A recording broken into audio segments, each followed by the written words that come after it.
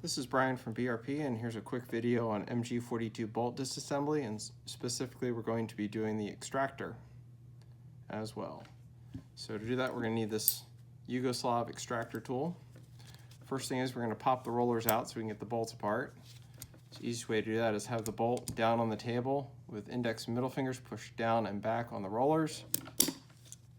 Here, pop, because this has the stabilizer spring in here, also called an anti-bounce spring. Next we can remove the striker wedge, ejector, and so what we have is just a stripped bolt face with the extractor still on it.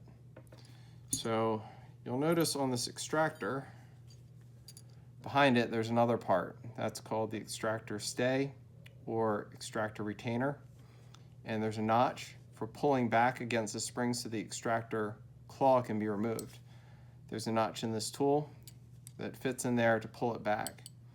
So to do it, we have to install the striker wedge all the way until the rollers pop out, line up the notch on the extractor tool with a notch on the extractor retainer. And always want to push down. It's not grabbing on by much, so it's usually a good idea to push down on that to make sure it's got a good joint. Otherwise, if it slips off, your extractor and stay and spring can go flying across the room. So you can see as I push down on this at the top, it compresses the spring. So by pushing down on this, it uses the striker wedge as leverage to pull this stay back, and you'll notice the extractor itself remains fixed. So all I did was push down, which pulls the spring and stay back, just kick that forward and out. So it fits in a groove in here, and it's shaped like a claw. So you do have to compress the stay quite a bit to overcome this, to get it back far enough to get off that lip there. So once that's out, you see this has a ton of grease in it. This is a new old stock bolt. And it's usually a good idea to get all that stuff out of there. And we can see that we have the stay and the spring. And the spring is, of course, caked in grease, but you can probably tell from this picture that it is a braided wire type. They're extremely stiff. And this is the retainer piece. You see the notch, round seat for the spring, and a track here. And that track corresponds to this track in the bolt. So to get this all together, we'll put the spring back,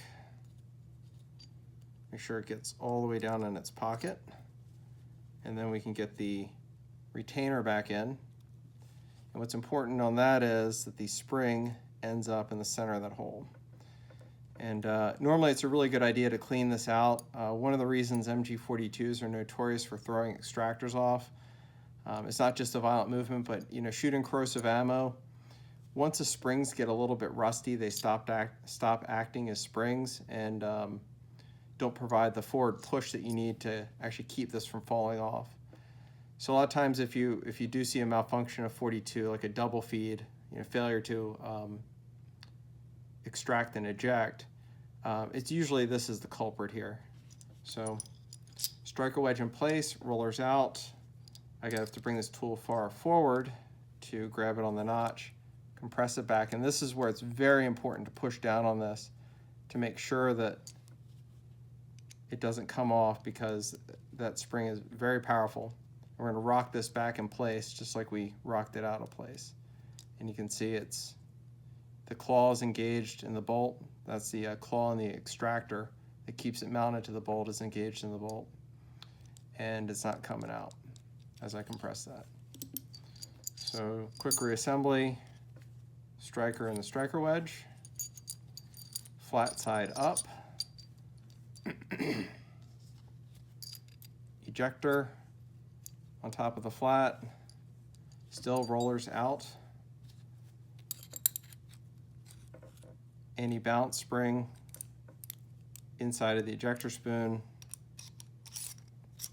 install that into the carrier. Ejector spoon sits on the flat on top of the striker wedge. Install 90 degrees, push, rotate 90 degrees, And usually if you rock this in place, you can squeeze these rollers back in. It's not twisting, everything's exactly where it should be. Thanks again.